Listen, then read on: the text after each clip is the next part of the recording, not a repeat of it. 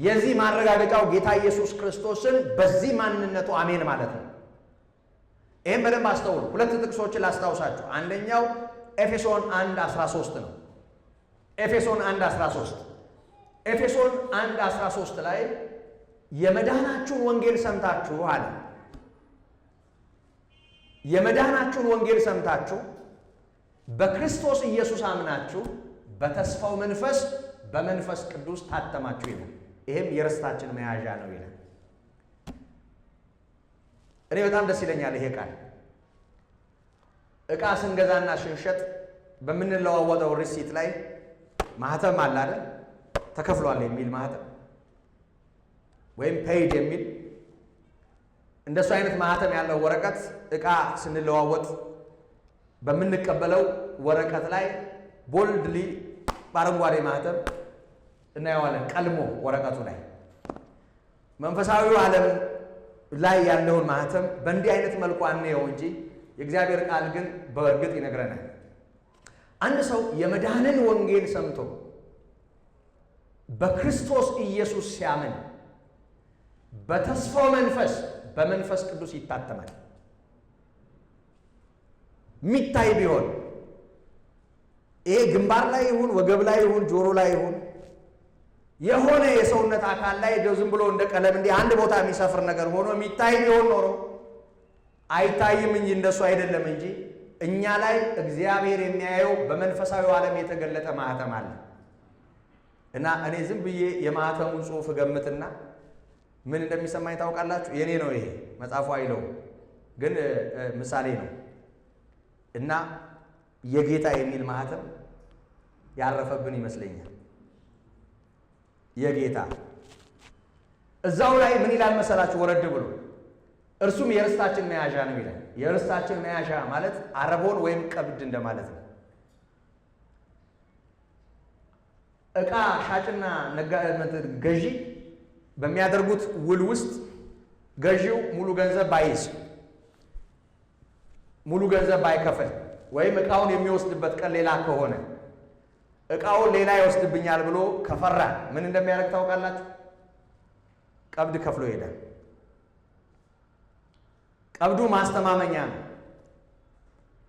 ምን እንዲሆን ከዛ በኋላ ሰው መጥቶ ይሄን ዕቃ ሽጥልኝ ቢለው አይ ተሽጧል ነው የሚለው። ቀብድ ተቀብዬበታለሁ ነው የሚለው። ቀብድ የተቀበለ ሰው ዕቃውን እንደለወጠ እንደሸጠ እንደተረካከበ ያምናል። ስለዚህ ተሽጧል፣ ይሄ ተከፍሎበታል ነው የሚለው። ቀብድም ከፍሎ የሄደው ሰው ቀብድ ስለከፈልኩት አይሸጥብኝም ብሎ ያምናል እና የሕያው እግዚአብሔር መንፈስ የርስታችን መያዣ ሆኖ የጌታ ለመሆናችን ለመዳናችን ክርስቶስ ሲመጣ እኛን የሚወስደን የሌላ ላለመሆናችን በዋጋ ለመገዛታችን ማረጋገጫ ሆኖ ወደኛ ሕይወት መጥቷል። መንፈሳዊ ስለሆነ በእምነት ነው የምናስተውለው። ቀለም ስላይደለ ሌላ ማህተም ስላይደለ አናየውም እንጂ እግዚአብሔር የሚያውቀው ማህተም በሕይወታችን አለ። እሱም የሕያው እግዚአብሔር መንፈስ ነው። የሕያው እግዚአብሔር መንፈስ ነው። ከሥራ ጋር ተያይዞ ከሕግ ከሆነው ጽድቅ ጋር ተያይዞ በገላትያ ምዕመናን መካከል ባለው ክርክር ውስጥ ሐዋርያው ቅዱስ ጳውሎስ ይህንን ነገር ደግሞ ያነሳል። መንፈስ ቅዱስን የተቀበላችሁት በምንድን ነው ይልና ገላትያ 3:2 ላይ በምንድን ነው ይልና ከእምነት በሆነ መስማት ወይስ በሥራ ነው የሕያው እግዚአብሔር መንፈስ የተቀበላችሁት ይላቸዋል። የሕያው እግዚአብሔርን መንፈስ የተቀበላችሁት በምንድን ነው? ከእምነት በሆነ መስማት ወይስ በምንድን ነው ይላቸዋል። ስለዚህ ምላሹ ምንድን ነው? ከእምነት በሆነ መስማት። ማንን ተቀበሉ? መንፈስ ቅዱስን፣ የሕያው እግዚአብሔርን መንፈስ። የሕያው እግዚአብሔር መንፈስ ኢየሱስን በተቀበልን ባመንነው ሰዎች ሕይወት ውስጥ ይሠራል። ከእምነት በሆነ መስማት ጌታን በተቀበልን ሰዎች ሕይወት ውስጥ አለ። የርስታችን መያዣ ነው። እኛን ከዓለም ለይቶናል። የጌታንን በዋጋ ለመገዛታችን ማረጋገጫው የእግዚአብሔር መንፈስ ነው። ስለዚህ በእኛ ይኖራል። እኛም በሕያው እግዚአብሔር መንፈስ ለእግዚአብሔር ተለይተናል እና በእኛ ውስጥ ስለሚኖር በእናንተ ውስጥ ስለሚሆን እናንተ ታውቁታላችሁ ይላቸዋል ደቀ መዛሙርቱ። ይሄ በእምነት የሚታወቅ ነው። በውስጣችን በመኖሩ የሚታወቅ ነው በእምነት። ይሄንን ለማረጋገጥ ሌላ ምልክት አያስፈልገንም። በጌታ እናምናለን። በእግዚአብሔር እመኑ በእኔም እመኑ ያለውን ጌታ አምነነዋል። በዚሁ እውነት ውስጥ የሕያው እግዚአብሔር መንፈስ ከኛ ጋር አለ። ይሄንን ያረጋግጥልናል የእግዚአብሔር ቃል። ክብር ለአምላካችን ይሁን። ከዚሁ ጋር ተያይዞ ወላጆች እንደሌላቸው ልጆች አልተዋችሁም፣ ወደ እናንተ እመጣለሁ አለ። ይሄ ንግግር ከላይ አሁን ባነሳሁት ስለ መንፈስ ቅዱስ የተነገረውን ተከትሎ የተነገረ እንደመሆኑ መጠን ከጌታችን ከኢየሱስ ክርስቶስ ወደ መጣበት መመለስ ወይም ማረግ ጋር ተያይዞ ከአብ ዘንድ የሚላከው ሕያው የሆነው የእግዚአብሔር መንፈስ በደቀ መዛሙርቱ ሕይወት ውስጥ ከማደሩ ጋር ተያይዞ የተነገረ እንደሆነ እናስተውላለን።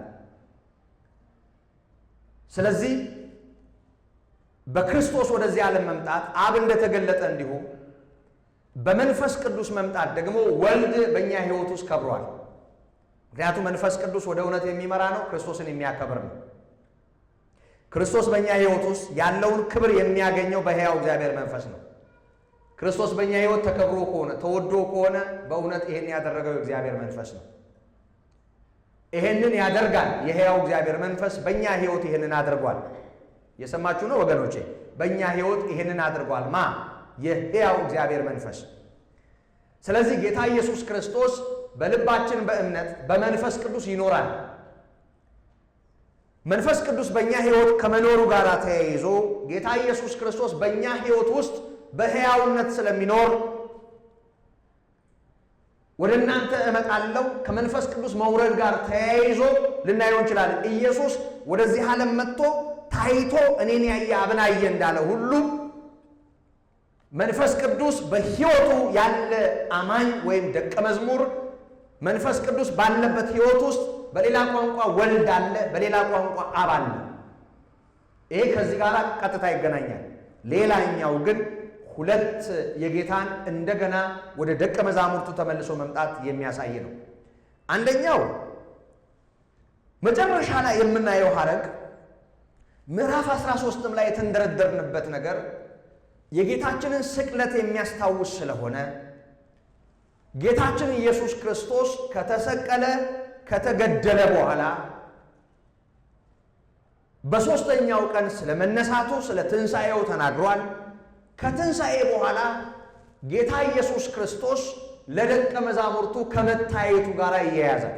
ከትንሣኤ በኋላ አሁን ልክ እንዳለው ጌታ ይታይ የነበረው ለተቀበሉት ደቀ መዛሙርት ነው። ብዙዎች አይተውታል። ወደ 11 ጊዜ ጌታ የተገለጠበትን መገለጥ ቅዱሳት መጻሕፍት መዝግበውታል። ከ500 ለሚበዙ ሰዎች ታይቷል። ደቀ መዛሙርት ቶማስ በሌለበት ያው ይሁዳ ጠፍቷል። 10ሩ በተሰበሰቡበት ተገልጧል። ዮሐንስ 20 ላይ እንደምናየው እንደገና ደግሞ ቶማስ ባለበት እዛው ምዕራፍ ላይ እንደገና ተገልጧል። ለነ ሉቃስ ለነ ቀሌዮጳ ተገልጧል። ከዛ ባሻገር 11ዱ ጌታ ሲያርግ ደብረ ዘይት ተራራ ግርጌ ስር ቆመው ጌታ ከፍ ከፍ እያለ ሲሄድ አይተውታል። እንዲሁ ሲሄድ እንዳያችሁት እንዲሁ ተመልሶ ይመጣል የሚለውን የምስራች ሰምተው ወደ ቤታቸው የገቡ ናቸው። የትንሣኤው ምስክሮች ናቸው። ከትንሣኤ በኋላ ጌታን አይተውታል። አብረውም በልተዋል። ጴጥሮስ ለቆርኔሌዎስ ቤተሰቦች በተናገረው ምስክርነት ውስጥ ሐዋርያት ሥራ ምዕራፍ 10 ላይ አብረነው የበላን የጠጣንም እኛ ነን ይላል። ከትንሣኤ በኋላ አብሮ መብላት መጠጣቱን ጴጥሮስ በግልጽ ይናገራል። ሉቃስ 24 ላይ ለነሱ ለሁለቱ ደቀ መዛሙርት እሱ መሆናቸውን እንዲያረጋግጡ እጆቹን አሳይቶ እኔ ነኝ እመኑኝ በማለት ቁራጭ ዓሣ ከማር ወለላ ጋር እንዲያቀርቡለት ጠይቆ ለመንፈስ ሥጋና አጥንት የለውም በእኔ እንደምታዩት እኔ እንደሆንኩ ዳሱና እዩኝ ካላቸው በኋላ ያቀረቡለትን የዓሣ ወለላ ማነው የማር ወለላና የዓሣ ቁራጭ በመብላት እሱ መሆኑን አረጋግጦላቸዋል። ጌታ ኢየሱስ ክርስቶስ ከትንሣኤ በኋላ ለደቀ መዛሙርቱ ሕያው ነው፣ ሕልው ነው፣ ለብዙዎች ታይቷል። ተመልሼ እመጣለሁ የሚለው ቋንቋ ይህንንም ቀጥታ ያመለክታል። ከዛ ሲቀጥል ደግሞ እግዚአብሔር ይመስገን የተባረከው ተስፋችን ኢየሱስ ለምናምነው ለሁላችንም በጽድቅ ይገለጣል። ቤተ ክርስቲያንን ለመውሰድ ይመጣል። ይሄም ተመልሼ አያቸዋለሁ ከሚለው ጋር ይያያዛል። ስለዚህ ሶስቱንም ነገር ንግግሩ ሊያመለክት ይችላል። በመንፈስ ቅዱስ ጌታ ዛሬም በእኛ ሕይወት ውስጥ አለመሰወሩ፣ አለመጋረዱ፣ መብራቱ ከትንሣኤ በኋላ ደግሞ ክርስቶስ በትንሣኤው ለደቀ መዛሙርቱ መገለጡ ከዛም ሲቀጥል ደግሞ ለቤተ ክርስቲያን ወይም በአጠቃላይ ጌታ እንደገና ተመልሶ ለመምጣቱ የሚሆን ተስፋ ነው፣ የሚሆን ንግግር ነው። እነዚህን ሶስቱን ነገሮች የጌታ ንግግር ያሳየናል። ወላጆች እንደሌላቸው ልጆች አልተዋችሁም አላቸው። ወደ እናንተ እመጣለሁ። እግዚአብሔር ይመስገን። ይሄ ቋንቋ እነዚህ ሶስቱንም ነገሮች ማዕከል ያደረገ ነው። በመንፈስ ቅዱስ ጌታ የሱ ወደ ሆነ ሁሉ መምጣቱንም ከትንሣኤ በኋላ ጌታ ከሞት በላይ ሆኖ መምጣቱ፣ መገለጡ፣ መታየቱን እዩኝ ማለቱንም ደግሞ ለሁላችንም ጌታ እንደገና በክብር መጥቶ የሚታይ ጌታ መሆኑንም እንድናስብ እድል ይሰጠናል። ገና ጥቂት ዘመን አለ አለ። ከዚህ በኋላ ዓለም አያየኝም፣ እናንተ ግን ታዩኛላችሁ። እኔ ሕያው ነኝና እናንተ ደግሞ ሕያዋን ትሆናላችሁ። እግዚአብሔር ይመስገን። ጌታ እንዴት ባለ እንደው ቅርበት እንዴት እንዳስጠጋን ነው የሚያሳየን። አስጠግቶናል ወደ ማንነቱ፣ ወደ ልቡ፣ እሱ ወዳለበት ክብር ስቦ አስገብቶናል። ወደ ማንነቱ አስጠግቶናል። ዓለም አያየኝም። ልክ ነው። ዓለም ሊያየው አይችልም። አሁንም ጌታን የሚያዩ ያመኑ ናቸው። ቅድም ያልኩትንም ከትንሣኤ በኋላ ያለውንም ነገር ቀጥታ ከደቀ መዛሙርቱ ጋር ስናያይዘው እሱንም እንድናይ ይጋብዘናል። ከዛ ባሻገር ግን እናንተ ታዩኛላችሁ ይልና እኔ ሕያው ነኝና እናንተ ደግሞ ሕያዋን ትሆናላችሁ። እግዚአብሔር ይመስገን። በእኔ መጠን እያለ ነው። እኔ ምንድን ነኝ? ሕያው ነኝ። ሕያው ማለት ምን ማለት ነው? የሚኖር ማለት ነው። ሕያው ማለት የሚኖር ማለት ነው። እኔ ሕያው ነኝና እናንተም ሕያዋን ትሆናላችሁ። ሕያው ማለት የሚኖር ማለት ነው። ጌታ ኢየሱስ ክርስቶስ አሁን የተሾመበትን የሊቀ ካህንነት ክብር ሲነግረን በማያልፍ የሕይወት ኃይል የተሾመ መሆኑን ይነግረናል። እንደገናም ደግሞ ምዕራፍ 13 ቁጥር 18 ላይ በዘላለም ኪዳን ደም ለበጎች ትልቅ እረኛ የሆነ ጌታ ኢየሱስን ከሙታን ያስነሳው እግዚአብሔር ይላል። ለሚሞተው ለእናንተ ለዚህ አካል ይሄን ሕያውነት ያድላል። ጌታ ኢየሱስ ክርስቶስ በማያልፍ የሕይወት ኃይል የተሾመ ሊቀ ካህን ነው። እግዚአብሔር ኢየሱስን ከሙታን አስነስቶታል። ጌታችንን ከሙታን ያስነሳው እግዚአብሔር ነው የሚለው። ኢየሱስ ከሙታን በመነሳቱ ለሕያው ተስፋና ለማይጠፋ ርስት እንደ ምሕረቱ መጠን ዳግመኛ ወልዶናል። ይሄ ጌታ ከሙታን ከመነሳቱና ከሕያውነቱ ጋር ተያይዞ በማያልፍ የሕይወት ኃይል ከመሾሙ ጋር ተያይዞ እኛም ደግሞ ከእርሱ ጋር ሕያዋን ሆነናል። በመሰረቱ በደንብ መስተዋል ያለበት እግዚአብሔር ለእኛ ሕይወት የሰጠን ክርስቶስን ሕያው ሲያደርግ ነው። ኤፌሶን ላይ ይሄን የተጻፈው አይደል? ሕይወትን ሰጠው፣ ከእሱ ጋር ሕይወትን ሰጠን፣ አስነሳን፣ በሰማያዊ ስፍራ በክርስቶስ ኢየሱስ አስቀመጠን ነው የሚለው። ምን ማለት ነው? በሌላ ቋንቋ እግዚአብሔር ኢየሱስ ክርስቶስን ለመስቀል ሞት አሳልፎ ሲሰጥ ሁላችንንም አንድ ላይ ቀጥቷል። የደማው የተሰቀለው የተዋረደው እሱ ይሁን እንጂ የሁላችንንም ኃጢአት ተሸክሞ ሁላችንንም በኃጢአት ምክንያት እግዚአብሔር ቀጥቷል። ክርስቶስ ወደ መቃብር ሲወርድ አንድ ላይ እኛም ወደ መቃብር ወርደናል ተሰቅለን። ኢየሱስን እግዚአብሔር ከሙታን ሲያስነሳው ይሄ ሁሉ በእኛ ምክንያት የሆነ ስለሆነ ነው ራሳችንን ከዛ ጋር መቁጠር ያለብን። ሲያስነሳው አስነስቶናል። ሕያው ሲያደርገው ሕያው አድርጎናል። እሱ ሕያው እንደሆነ እንዲሁ እኛም ሕያዋን ነን። እግዚአብሔር ይመስገን፣ ሕያዋን ነን።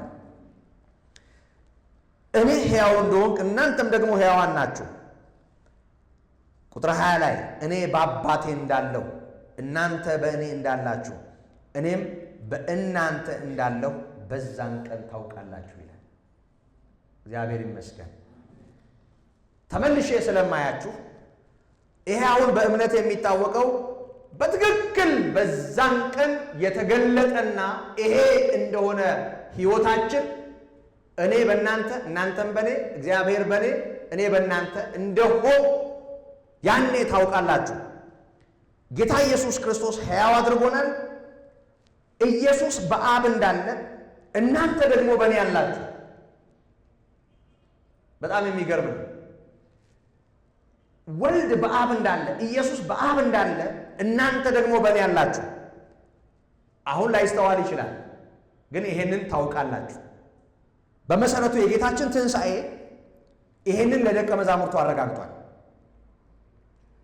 ደቀ መዛሙርቱ ይሄን እውነት እኛ ጋር አድርሰውታል። በዛን ቀን የሚለው ቃል በእኛ ሕይወት ተፈጽሟል። ምክንያቱም እኛ በክርስቶስ አለን፣ ክርስቶስ በአባቱ እንዳለ ይሄን እናምናለን። በጌታ ነን አይደል? በጌታ ነን አይደል? በጣም የተባረከ የመጽሐፍ ቅዱስ ቃል ነው። እኛ በጌታ ነን፣ ጌታችን በአብ። ኢየሱስ ባይነሳ ኖሮ ይሄ ሁሉ ነገር የለም። የጌታ ትንሣኤን አረጋግጦልናል። እኛ በክርስቶስ ክርስቶስ በአባቱ እንዳለ ትንሣኤው የዚህ ማረጋገጫ ነው። ጌታ ኢየሱስ ክርስቶስ ለኃጢአታችን ተቀጥቶ እንደገና በትንሣኤ ተነስቶ በመካከላቸው መንቀሳቀሱ፣ ደቀ መዛሙርቱን መሰብሰቡ፣ መታየቱ፣ ማየቱ ደቀ መዛሙርቱን ይሄንን እውነት አረጋግጧል። እኛ ይሄንን በእምነት በኩል ስለተቀበል አብረን ይሄንን አረጋግጠናል። እግዚአብሔር ይመስገን። እኛ በክርስቶስ አለን፣ ክርስቶስ በአባቱ እንዳለ እንዲሁ። እኛ በክርስቶስ አለን፣ ክርስቶስ በአባቱ እንዳለ እንዲሁ። አሁንም የፍቅር ጥያቄ ይጠይቃል። ወረድ ብሎ ቁጥር 21 ላይ ትእዛዜ በእርሱ ዘንድ ያለችው የሚጠብቃትም የሚወደኝ እሱ ነው፣ የሚወደኝንም አባቴ ይወደዋል፣ እኔም እወደዋለሁ። ደስ ይለኛል ይሄ ቃል። እኔም ራሴን እገልጥለታለሁ። ትእዛዜ በእሱ ዘንድ ያለችው የሚጠብቃት። አሁን ምን እንድናስብ እንገደዳለን? ጌታ ያዘዘው ያስተማረው፣ ጌታ ያዘዘው ያስተማረው ትምህርት እኛ ውስጥ መኖር አለበት ማለት ነው። እግረ መንገዴን በጣም አንድ ነገር እንደው በደንብ ትኩረት እንድታደርጉበት ላስታውሳችሁ። ወንጌላት፣ አራቱ ወንጌላት ጌታ ኢየሱስ ክርስቶስ ያስተማረውን የተናገረውን ቀጥታ የያዙ መዛግብት ናቸው። ጌታ ኢየሱስ ቀጥታ ከሰማይ ወርዶ መስቀል ላይ የወጣ አይደለም። ታውቃላችሁ አይደል? ጌታ ኢየሱስ በስጋ ተገልጦ በምድር ላይ 33 ዓመት ኖሯል ከአራት ወር።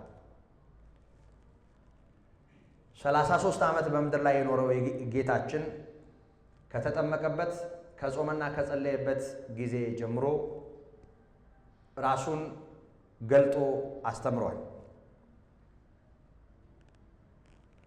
ጌታችን በሚኖረው ኑሮም በሚያስተምረውም ትምህርት አባቱን በምድር ላይ ገልጧል። የእግዚአብሔር ሰው፣ እግዚአብሔርን የሚወድ እግዚአብሔርን የሚፈልግ ሰው ምን ማድረግ ምን አለማድረግ እንዳለበት በግልጽ አስተምሯል። ዝርዝር ነገሩ ሳንገባ የተራራው ስብከት በምንለው ከማቴዎስ 5 እስከ 7 በተቀመጠው እንኳ መለኮታዊ መርህ ውስጥ ያለውን ነገር በቁም ነገር እናነበው ይሆን? ወንጌላት ውስጥ ያሉትን ጌታ ቀጥታ ያስተማረውን ትምህርት በቁም ነገር እንሰማው ይሆን? ይኸውላችሁ ከወንጌላት በእኛ ሕይወት ውስጥ በትልቁ ስፍራ ያገኘው መስቀሉ ነው። ማግኘት አለበት። በእርግጥ እግዚአብሔር የጠላትን ሥራ ያፈረሰበት፣ እኛን ያዳነበት፣ ምሕረቱን ፍቅሩን ያየንበት ስለሆነ ደግሞም የምንሰብከው የስብከታችን ማዕከል ስለሆነ ማግኘት አለበት።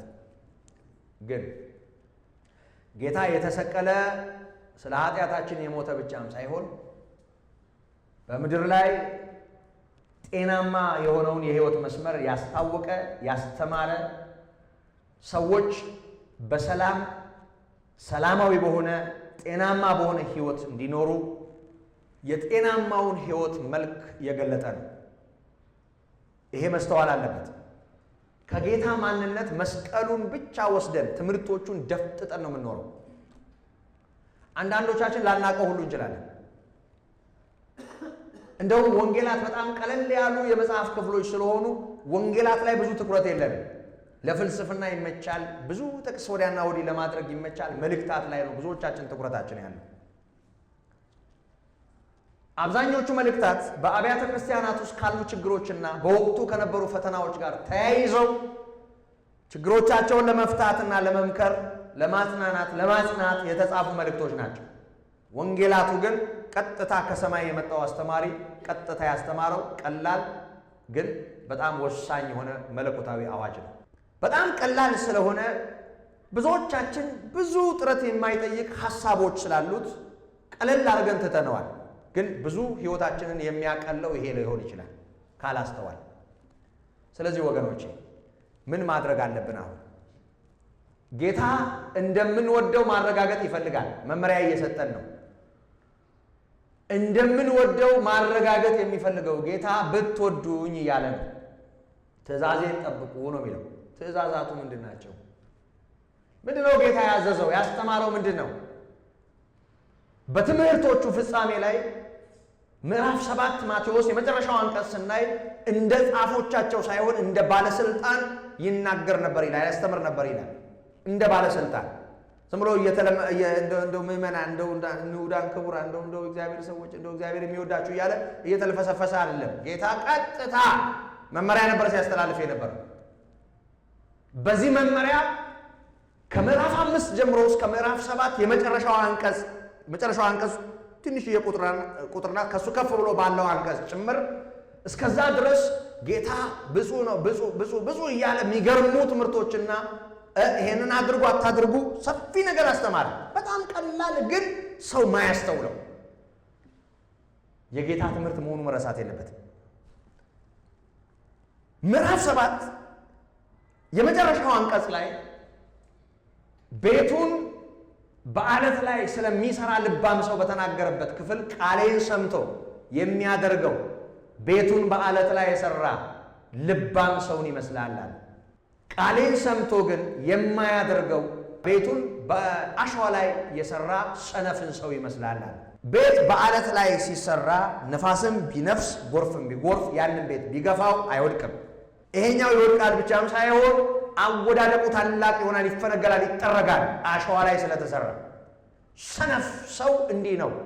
አሁን ቃሉን ሰምቶ ከማድረግ ጋር ተያይዞ ዓለት ላይ እንደመቆም ጠንካራ መሰረት ላይ እንደተመሰረተ ሕንፃ በዚህ ምሳሌ ሲናገር እናየዋለን። በመልካም ሽምግልና ጌታን እያመለካችሁ መኖር ትፈልጋላችሁ? እግዚአብሔር ዕድሜ ሰጥቶን አሁን አሮጊትና ሽማግሌ የሆነ ብንገናኝ ሁላችንም እግዚአብሔር እንደው ቢሰጠን ባንሞት ረጅም ዓመት ቢያኖረን የዛሬ 40 እና 50 ዓመት ብንገናኝ ትልልቅ ሰዎች ሆነን ፀጉራችን ተለውጦ ግንባራችን ተሸብሽቦ ወገባችን ጎብጦ ትልልቅ ሰዎች ሆነን እንዲህ ብንሰበሰብ እና ጥጥ የመሰለ ሽበት ሁሉ በቃ ሸበቶ ሆኖ ቢሰበሰብ እና ያኔ ልክ እንዳሁኑ ጌታን የምናመልክ ሆነን ቃሉን የምናነብ የምንጸልይ ንቅንቅ ያላል ከክርስቶስ ሆነን ብንገናኝ አትናፍቁ? ቢያኖረን ማለት ነው። ይሄ ዝም ብሎ አይመጣም። ይሄ ዝም ብሎ አይመጣም። ዝም ብሎ ጌታን እወድሃለሁ በሚል መፈክር አይመጣም። የትኛውም ውሽንፍር ላያንቀሳቀሰን፣ የትኛውም ንፋስ ገፍቶ ላይጥለን፣ የትኛውም ሰልፍ ጠላት በዙሪያችን የሚወረውረው ፍላጻ እንዳያገኘን ምንም ውስብስብ የሆነ ፎርሙላ የለውም። የጌታን ቃል መስማትና ማድረግ ያስፈልጋል። ክርስትናው በጣም ቀላል ነው። እኛንን ያከበድነው ሸክሜ ቀሊል ቀንበሬ ልዝብ ናት ነው ያለው። ከባዱን አንከባለሁ፣ አግዋጩን አንከባለሁ፣ ሰላም ነሽውን አንከባለሁ፣ ገዳዩን ከኛ ጥሎ በፍቅር የምንሸከመው ልዝብ ቀንበር ጌታ ሰጥቶናል። ልዝቡ ቀንበር ደግሞ የጌታን ትእዛዝ መስማትና መፈጸም ነው። ያዕቆብ አልነገረንም? ቃሉን ሰምቶ የሚሄድ ሰው የተፈጥሮ ፊቱን በመስታወት አይቶ የሚሄድን ሰው ይመስላል ነው የሚለው። አንድ ሰው በመስታወት ፊቱን ሲያይ ፊቱ ላይ ያለውን ልክ ያልሆነ ነገር ሊያይ ይችላል። በመስታወት ፊቱን የሚያየው ለምንድን ነው? ለማስተካከል ነው አይደል? ለማስተካከል እዚህ አካባቢ የተወላካከፈ ነገር ካለ ለማጥራት ጥሩ ሆኖ ለመታየት ነው። ግን መስታወት ላይ ያየ ሰው ከሄደ በኋላ ከመስታወቱ ዞር ካለ በኋላ ፊቱ ላይ የወነነ ቢኖር የሆነ ነገር ቢኖር ላያየው ይችላል፣ መስታወቱ ከፊቱ ከተወሰደ። አሁን ሁልጊዜም ቢሆን ሰው በመስታወት እንደማየት ራሱን ያያል። አታዩ? በተሰበሰባችሁ ቁጥር ራሳችሁን አታዩ? የሆነ ቦታ አታገኙትም? ስማችሁ ሳይጠራ አንተ እንደዚህ ያደረክ አላደረክም ሳትባል በስም ተጠርተህ እንዲህ ነህ ሳትባል ጌታ ለኔ ነው ዛሬ ተናገረኝ አትሉ? አይሰማችሁም? እንደሱ ቃሉ መስታወት ነው። ቃሉ መስታወት ነው። ከምንም በላይ ጥርት ያለ ህይወታችንን የሚያሳይ መስታወት ነው። ግን በመስታወት ራሳችንን የምናየው ለምንድን ነው? ለማረቅ ነው፣ ለማስተካከል ነው። ቃሉን ሰምቶ የማያደርገው ሰው የተፈጥሮ ፊቱን በመስታወት አይቶ የሚሄድን ከሄደ በኋላ የሚረሳን ሰው ይመስላል። ብዙ ሰው በቃ መስታወት ፊት ቆሞ ምንም ሳያስተካክል ተመልሶ የሚሄድን አይነት ነው የሚሆነው እና ሁሉ ጊዜ ወይኔ ተበላሸው ሊል ይችላል። ግን ካላበጠረ ካልታስተካከለ ምን ያደርጋል? ቃሉን ሰምቶ የማያደርገው ሰው የተፈጥሮ ፊቱን አይቶ በቃ ሲሄድ ዞር ሲል እንደሚረሳው አይነት ሰው ነው የሚለን። ወገኖቼ አሁን ጌታ እንወደው እንደሆነ ማረጋገጥ ይፈልጋል። እንወደው እንደሆነ ማረጋገጥ ይፈልጋል። በመጀመሪያ ደረጃ ትእዛዜ በእርሱ ዘንድ ያለችው ነው የሚለው። ትእዛዜ በእርሱ ዘንድ ያለችው ስለሚል ትእዛዙ ምን እንደሆነች መታወቅ አለበት። መታወቅ ብቻም ሳይሆን በእኛ ዘንድ መኖር አለባት። እየሰማችሁኝ ነው? ጌታን የምንወድ ሰዎች ስሙኝ፣ በደንብ አድርጋችሁ ስሙ። ዘመናችንን ያረዝመዋል ይሄ። ከጌታ ጋር ለዘላለም ያኖራል ይሄ። ፈታኙ እንዳይጥለን፣ ክፉ ጠልፎ እንዳይጥለን፣ እንደተደናቀፉ፣ እንደተሰናከሉ፣ ተሰብረው እንደቀሩ ነበሩ ተብለው በትውስታ እንደሚታሰቡ ሰዎች እንዳንሆን ይሄ የምናፍቀው እውነት በእኛ ሕይወት ውስጥ ቋሚ እንዲሆን፣ ጠላት እንዳያገኘን፣ ወጥመዱ እንዳያገኘን። አስማት አይደለም የተሰበሰብንበት ዓለም። በሥነ ሥርዓት የጌታን ትምህርት መስማት ያስፈልጋል። ትእዛዜ በእርሱ ዘንድ ያለችው ነው የሚለው። ወንጌላቱን በሥርዓት ካላነበብንና በትኩረት አይተን ትእዛዙን ካልያዝነው የት እናውቀዋለን? ትእዛዙን በደንብ መስማት አለ። ጌታ ያስተማረም ጭምር ነው፣ የተሰቀለ ብቻ አይደለም። መክሯል፣ አስተምሯል። ደቀ መዛሙርት ነበሩት፣ በተግባር አሳይቷል።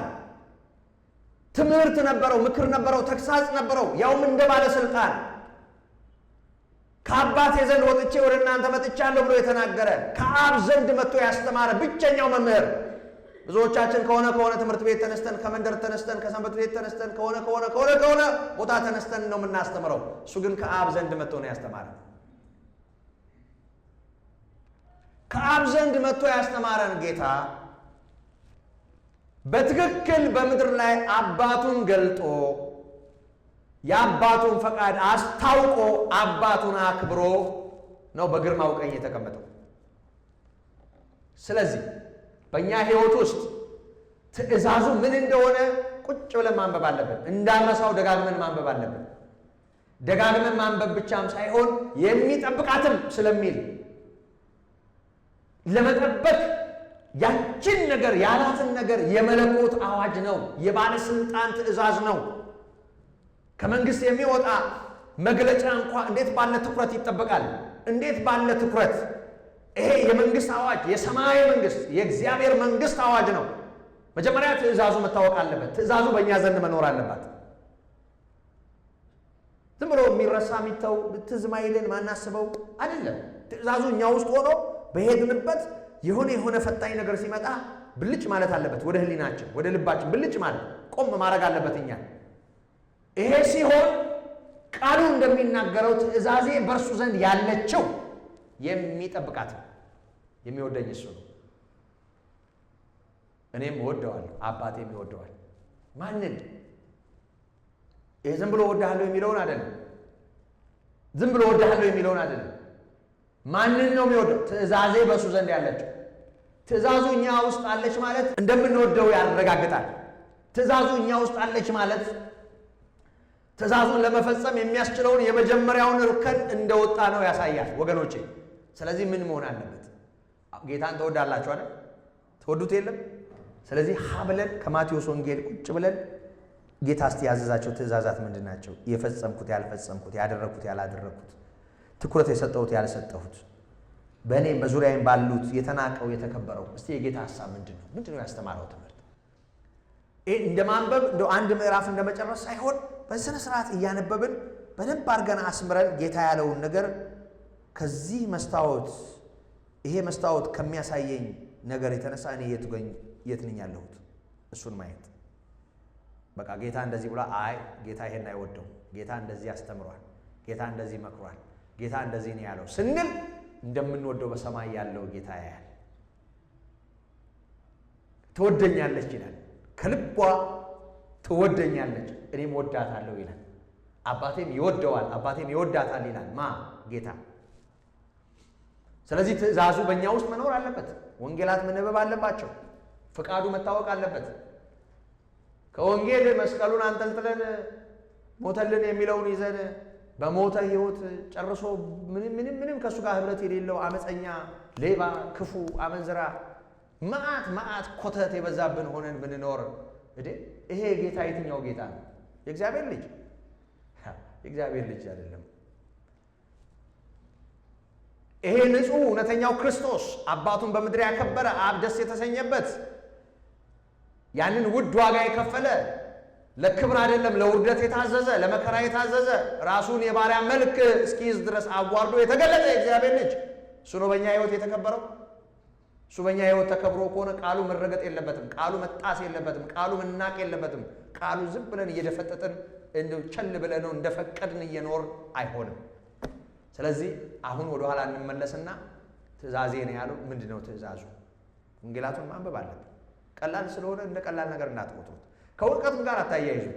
ዛሬ አንብቤዋለሁ ብላችሁ ነገ ስትደግሙት እንደምታውቁት አስባችሁ ለብ ለብ አታርጉ። እኔ ከዚህ በፊት በጣም ከምፈተንበት ነገር አንዱ እንደ አገልጋይ ስለሆን ለአገልግሎት በተለይ ስብከት ሲሆን ለአገልግሎት እንደው ፕሮግራም ሲኖረኝ በቃ ቁጭ ብዬ አስባለሁ እና አስብና እንዲህ ሳይ በየትኛውን ላስተምር እንዲህ ሳየው የማውቀው ይመስለኛል። ቆይ እችንም የሆነ ቦታ አስተምሬያለሁ። ቆይ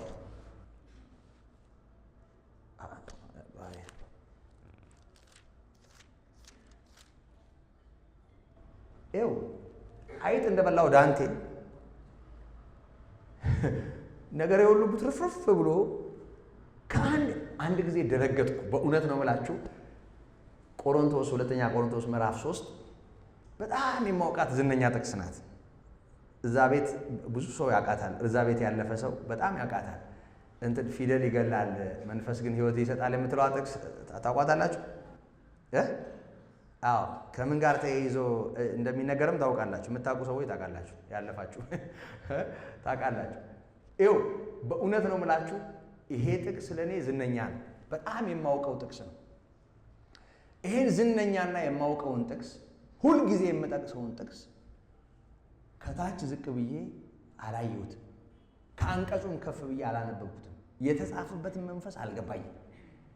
ግን ፊደል ይገላል መንፈስ ግን ሕይወት ይሰጣል እላለሁ። አንዳንድ ሰዎች ፊደሉን አንስተው ሲጨቃጨቁ ለዛ የምሰጠው መልስ ነው።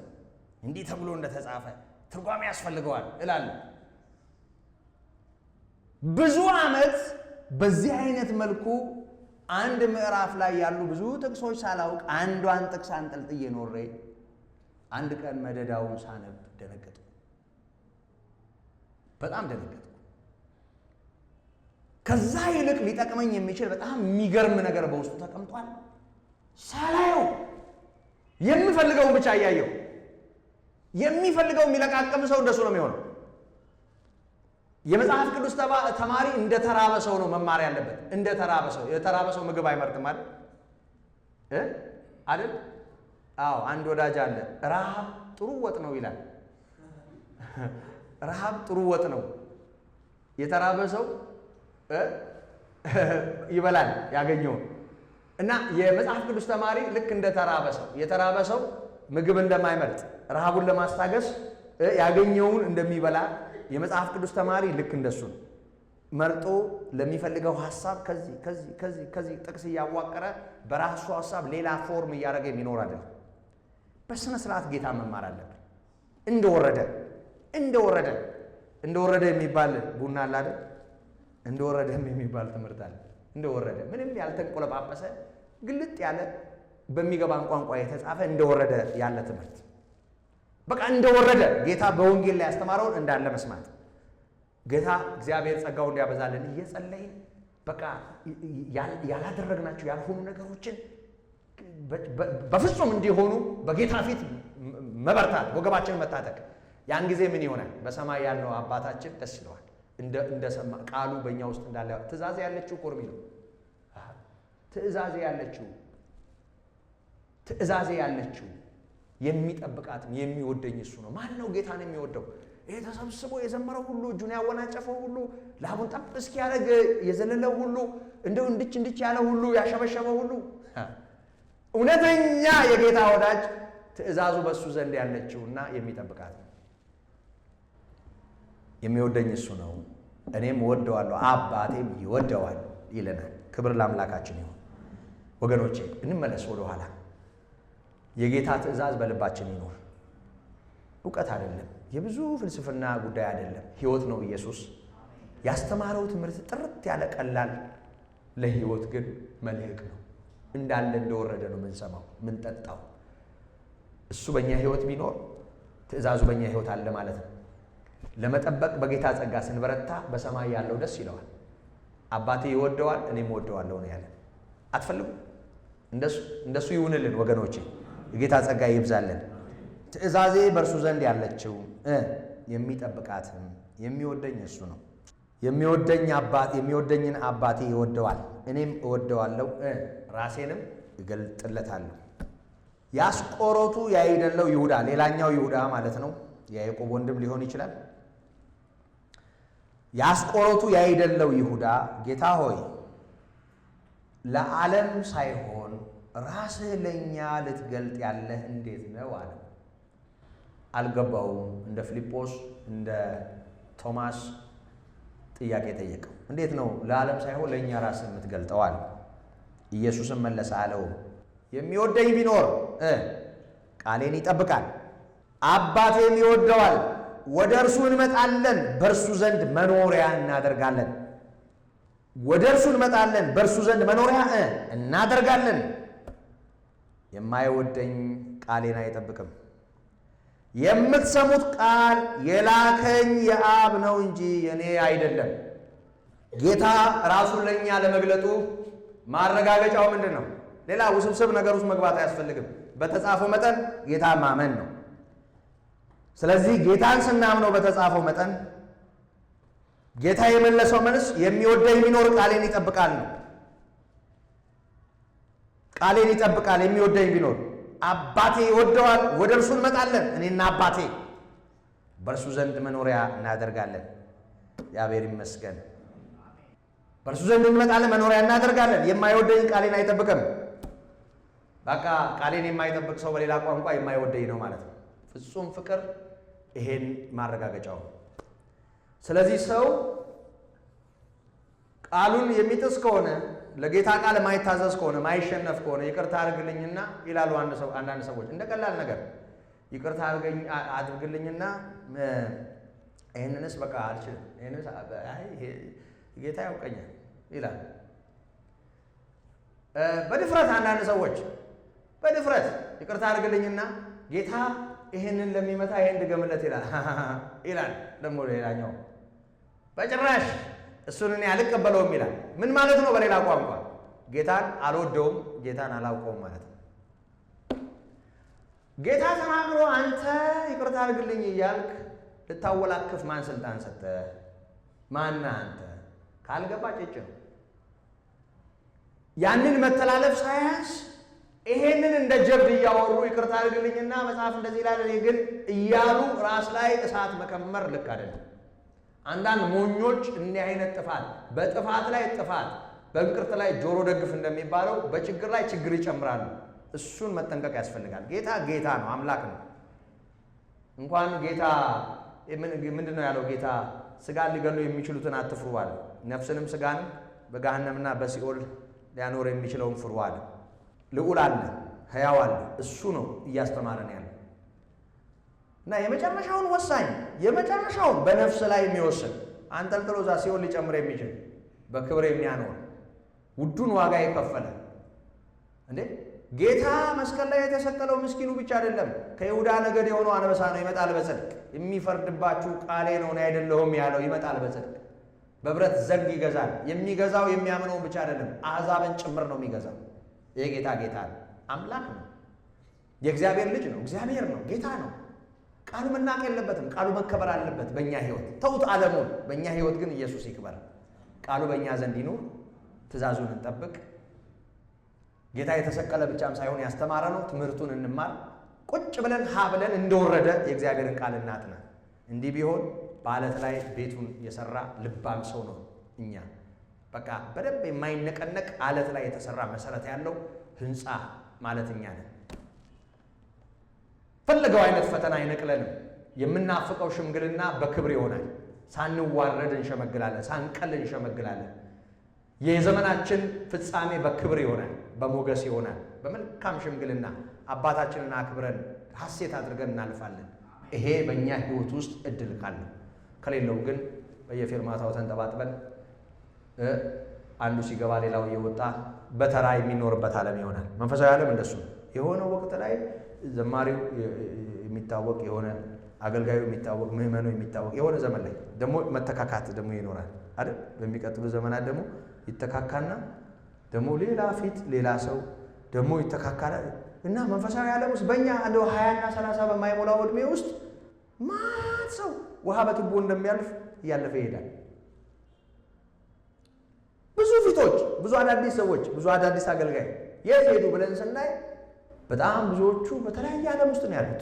በተለያየ ዓለም ውስጥ አይሆንብን ወገኖች፣ እኛ ለዚህ አልተጠራንም። ከጌታ ጋር ለዘላለም አሁን የጀመረ ፍጻሜ የሌለው ሕይወት ከጌታ ጋር ለዚህ እግዚአብሔር ጠርቶናል።